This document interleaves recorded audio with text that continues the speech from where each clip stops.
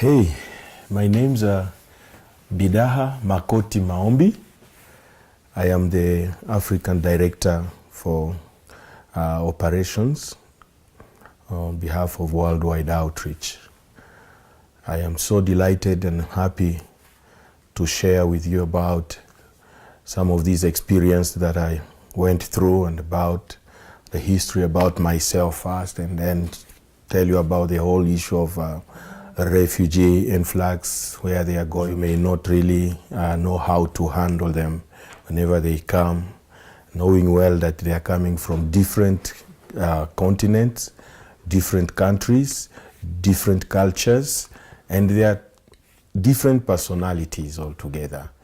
But it is always very, very good when you are familiar with what these people entails and who they are. And this is why I would like to give you a brief overview maybe on how some tips to help you, how you should or we could be handling these refugees whenever we come across them. For you who would like to know, I myself, I was a refugee. I was a refugee in the Republic of Zambia, in Maheba refugee camp. I stayed there and I could see the real life of refugees, what they go through, and the issues that they face on a daily basis, the fears that they always have, the frustrations. And I remember one time when I landed in that refugee camp, there was this day when they told us to go and receive blankets and utensils to help us start. But somehow the guy who was giving out this, and then he could not come to me, and I started having these frustrations. Okay, but anyway, I ended up telling him, hey man, I'm also here with my family. And then he said, hey man, you need to settle first. I can see you're already frustrated. These are situations that actually we are always, as refugees, they find themselves in, not because they want it, it's because it has happened. And number one has to run away for their own lives. And therefore, I am sharing this on my own experience. I was also a refugee in South Africa. I stayed in Cape Town. Even during the xenophobic attacks on foreigners in South Africa, we have so many refugees who are living in South Africa, and actually they face the same challenges, though they can be slightly different from those who are confined in a refugee camp, but at least they go through the same when we talk about where they came from. Number one, we need to understand that a refugee is somebody who has been forced to leave or run away, to leave his own country of origin, seeking asylum, seeking a place of refuge in one or the other country. Now, once they are received in one of the maybe African country, if he was an African, due to war or persecution or whatever they go through, discrimination, they come to a country where they feel they can be more safe. But if in that refugee camp where they are confined, they find that they are still not yet settled and safe, so the organization through the UN, that is UNHCR, will look for another way of channeling them, what we call a resettlement, to resettle them in a third country of refuge. And this is when now refugee must come from Africa or come from Asia or any other place of the world seeking asylum, maybe in Europe or in America. When they come, they land there for resettlement. Sometimes also there are two ways of thinking of handling them. Number one, the way the local people receive them, and the way themselves present themselves to the locals. Yes, we understand, and I would always urge you to understand where they come from. Learn a little bit about the history of their own country before you can set to advise the person. Let's say, for example, when we talk about DRC Congo or the Democratic Republic of Congo, this is a country that is the largest, let me say is the second largest in Africa now. And it has been a war zone for at least 2 decades now. And people have gone through so much persecution, discrimination. We have this issue of rape, the issue of being killed, and the people run everywhere, using children as soldiers, using women as tools of sex exploitations. All these people, they came to a refugee camp. Now, from that one frustration, they are landing in another country where they are given asylum. To some country in Africa, it takes time for them to be recognized as refugees, to be given status. And before they are given this status, they go through another kind of humiliation. To me, it is a very frustrating situation where they are subjected to. So by the time they come to a point of being recognized as refugees, they are already again gone through another torture another kind of stressful experience. Now they are coming now into the third country of refuge as their only last hope. Now, there they have, number one, a high expectation that at last we are going where we are going to settle, and we are going to be away from all the frustrations and the pain and miseries from our origin country or country of origin. Number two, they know we have landed now in a land where we are not going to be subjected again to kind of humiliations and kind of other problems of getting the asylum seeker status. Now, here they have an expectation that they are going to be treated like any other citizen in these countries. But now, you as somebody who is coming across and this kind of person, it may be very wise for you to start learning where they came from. And number two, from where they came, their country of origin, where did they go? In a refugee camp or in a settlement like in South Africa, where everybody, once you are recognized as a refugee, you can live wherever in the Republic of South Africa. And then you go through subjected through to some other difficulties. Now here you are, the person is coming now to your country, in Europe or in the United States of America. Totally different continent, totally different people, totally different characters and personalities, the different culture, everything there, it is very systematic. Where some of these refugees, they come from countries, these are third world countries, where actually they don't know what you call budgeting. They don't know that. Number two, when they come there, they don't know the freedom. They have never experienced freedom. We understand that America is a citizenship. They are free people. They are free citizens. They know what are their rights, what they ought to do. Now, here comes somebody who just having a high expectation, coming from the dark place where they were subjected to all these painful experiences. Now they land in a place where they need to behave like everybody else. It will be a big, big mistake if you take them like you in your country. You need to make them understand. That is the first step again. When they land into your country, let them understand that, one, you are a human being, you have your own right, and you have come to us. There is a way we live. There is a way we do things. There is a way we go about and around things. There's a way we communicate to each other. Because most of us, we are coming from different backgrounds, different culture, different religions. And all this, when we come to this kind of a free society, it takes us some time of realizing what are the demarcations that we should reach within this framework of our liberty or freedom. Most of them, here in Africa, for example, you greet everyone. Somebody who is like at the same age of your father, you treat him as your own father. You greet them, good morning, father. Somebody who is like your mama, you greet them like your mother. Somebody who is like your elder brother, you respect them like your own elder brother.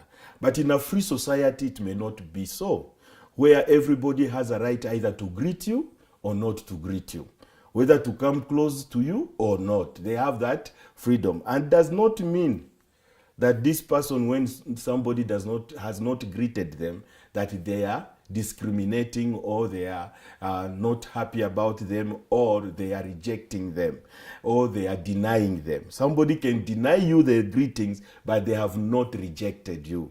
So these people, once they land in your communities, get them understand. Train them to understand that, yes, there is what we call freedom. And we have what we call acceptance, and also we have what we call rejection. Nobody goes to a third country of settlement, a resettlement, to feel rejected anymore. No. You go there, but you need to get integrated in the culture you find. Second thing, some of us, of those refugees who comes to your country, they don't know, they were not being coached or brought up in a system whereby they make everything in a budget way. Whatever comes, they live on what we call one day at a time, one step at a time. If I get this, I eat it, tomorrow will take care of itself. But to some other free society where you find people have to plan ahead, budget, make sure you stick within your budget. And now here comes somebody, he's just from his frustration, the high expectation now knows, I am getting into a green land where there is plenty of milk and honey. So whatever little that they get there, they misuse it because they are not yet integrated in the system of budgeting. So therefore, they need also to be helped to understand the whole concept and move in the same ideology of budgeting. If you misuse, then you will suffer the consequences. That's the point. The other thing, how do we live? Here in Africa, for example, we can't just pass people without greeting. Or my neighbor is my nearest relative here in Africa, where you find, if I am living here, my neighbors are my closest people, my closest relatives. But in some free society, it's not the same. A neighbor can be there, and if you tamper with their freedom, they will sue you. And most of people from Africa, they come, they want to implement the same attitudes. Please let them understand that when you come here, let them know the boundaries, that no, here everybody is somebody, as long as you don't interfere with somebody's freedom. The other thing is, refugees, they come to your land. They went through a lot, that psychologically, spiritually, and even mentally or physically, they are disturbed, if I can use that word. They are disturbed to some extent that they have gone through issues. Some of those issues can be easily spoken out, and some other issues can still remain in secret of their heart. So, therefore, you need to understand that when they arrive, first thing, you can't go to the sea, fish a fish and bring it out, and you go cook it the way you brought it out. You need, from the sea, put it somewhere in a pot, cleanse it, make it well, and then you can take it in the process of cooking it. That is the way we eat fish. And even these refugees, when they come into your land, please, before you can make them integrated into the communities or into the societies, let them have to go through a cleansing process mentally, if possible spiritually and physically, because some of them, they come, they are sick.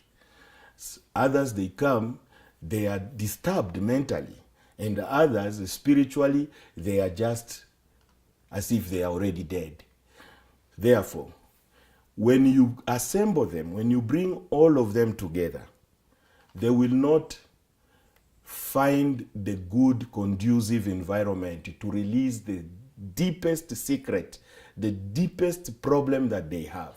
They will just talk to you about all those other general stuff. But one person has something that is hanging on, which he went or she went through, which he just find it difficult to open up. So you as a counselor or an organization, one thing you need to do as you take them in a general or place where you teach them or train them, remember also to employ the person-to-person method, where you can have one person come and then they can be able, give them a good environment, confidentiality, where somebody feels comfortable, safe, secure to share their deepest heart problem. For example, what I went through with my wife, they are part of it until today, almost 10 years down the line. My wife has not gained yet strength to share it publicly to everyone. But sometimes into some extent, she wants me to talk about it and then go tell her what transpired.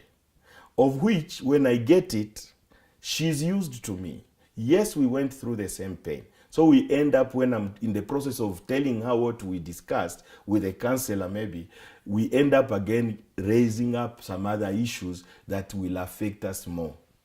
What do we do in that case? We decided that no. Number one, I want to help her know how she can talk it out on her own words. Because once you release what is in your heart, you speed up your healing process. When you share it out. Counselors need to understand that yes, you can talk to husband and wife, but create a time also to separate them so that everyone could be having some other issues which could still be a big problem that they are finding it difficult to release. Now, it applies to all refugees. They have a story, and this is why the UN has found a third country of refuge for them. And they have seen that these people, maybe they lost their own people. Others, they were raped. Others, they went through torture. Therefore, you need to make sure you don't just generalize the counseling process. Just try to make friendship or an avenue where you can have one-on-one discussion privately. Let them talk to you until they gain that strength that they are now bold enough to go and share with other people or in front of everyone else. Because there are sensitive issues that cannot just be released like that. It is a process that one has to go through healing. There are people who are refugees, they come there, they get scared. They were just afraid. They see somebody, they think again, the same people who are hunting me, here they are. Or if they were so discriminated against, so whoever comes, they suffer what you know as rejection. When they see two people talking together, they easily feel, I'm the one who is the subject there. But that may not be the reality of the matter. Therefore, we need to understand that there is a part where you can talk to them generally as a group, and then there is a time you employ yourself one-on-one process. They talk with you. One thing you need also to avoid when dealing with refugees, avoid being their source of solution. Don't ever put yourself in a place that you're going to solve their problem. But what you can do is to help them go through a process that eventually they will come up to a solution by themselves. That way, you will help this person from being a burden to you. Because every time you give them solution to their issues, they will keep on relying on you. And when you are not there, it will be a big frustration and a big problem to those who you will leave in that office. Therefore, walk with them and leave them to a place where somebody will make up his mind or her mind and say, this is the way I think I should go for my healing. Another thing that you need to avoid in helping refugees, try as much as not to stop a refugee when he's crying. When he's shedding tears, don't stop. If possible, be there with him or her. Let them cry, because there will be healing that will be taking place in that process when somebody is shedding tears. Don't stop them, and don't be as if you went through the same way. You have heard these stories a number of times again. No. Just be there. Let that time be accorded to the person to cry, shed tears, and even if you feel you can adjourn or postpone the meeting, you are free to do so, because at the end of the day, next time when they come, they will be much more composed and understand now from where to start and how to continue with the process. So always be sensitive on that. As we do that, they must be assured that you will keep their secret. Remember, somebody went through this and they experience a lot of pain. And when they hear it already outside, for example, a woman who was raped while pregnant. Let me say, a lady was pregnant and these rebels went through and used a knife to operate on her and pull the child out. She was exposed, her clothes were out. So now people came to help. Now she comes and she just feels she's naked before everyone. When she thinks about that baby, the child, that was brought out in that condition, yes, she was helped later. But now whenever she remembered that, it may not be easy for her to share it openly to everyone. You need to understand that it's touching about on somebody's own personality. And it has a place where somebody's secrets. So you need to be much more strong enough to create such an environment that they will be able now to trust you in releasing that information to you, knowing well you will never broadcast it or share it with anybody else. The issue, I won't end this presentation without telling you, our refugees' eating habit. We don't eat like maybe you in your culture or in your doctrine. There are food that we eat, like let's say here in Africa. We have our own types of food, and in America, for example, they have their own types of food, which are totally different. So most of them, they would love, when they come to America, they will still want to get their African food. They will still want to have their African clothes. They will still want to have that kind of African social kind of life. So they will hunt around, and maybe if it is in Europe or in America, they will look where they can get this food. Most of refugees, they get frustrated because when they walk in shops where they think they could get their kind of food, sometimes they are not well received or they are not well treated. So we need to make them prepared and understand that, yeah, America and Africa, they are two different continents. Here we have, in some countries, we have only 2 seasons in a year, where we harvest almost twice. In America, I think you have 4 seasons, if I'm not mistaken. And sometimes you only harvest once. Now, the type of green or vegetables we grow in Africa may not be there in America. The way we eat our own bush chicken, there they may get all the hybrid kind of chicken. Now, what is there? These people need to be helped, to be coached, to familiarize, to adapt the American food, because there is no way they can keep on having the African food, because geographically they are totally different and far away. So those are some of the tips I would love to share, and I would like you to understand. There are those people who, let's say Somali people, they eat spaghetti. which is common for everybody. Everywhere you go, you can find it. But for them, that is their staple food. So we need to come to a place where we understand them from where they came from. So I hope, and it is my prayer, that with those few tips will help you to manage better the refugee situations in your area or in your organization or even in your own country. And then you will have good time with everyone. Last but not least,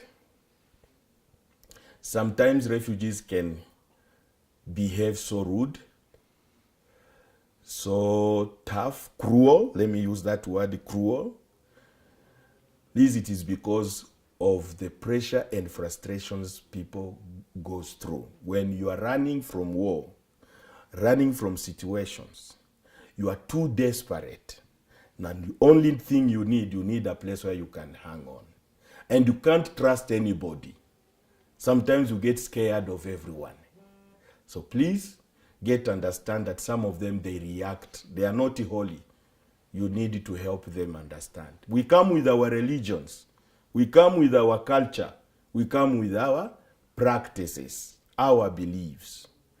And these things, you need to understand, dig. Let somebody tells you what they do. If possible, search on their religions and their culture. Then you will be able to best help them. That is what I would like to say. Thank you so much for you, friend, your organization who would love to hear such kind of tips that could help you manage best your newcomers in your community. Thank you. God bless you.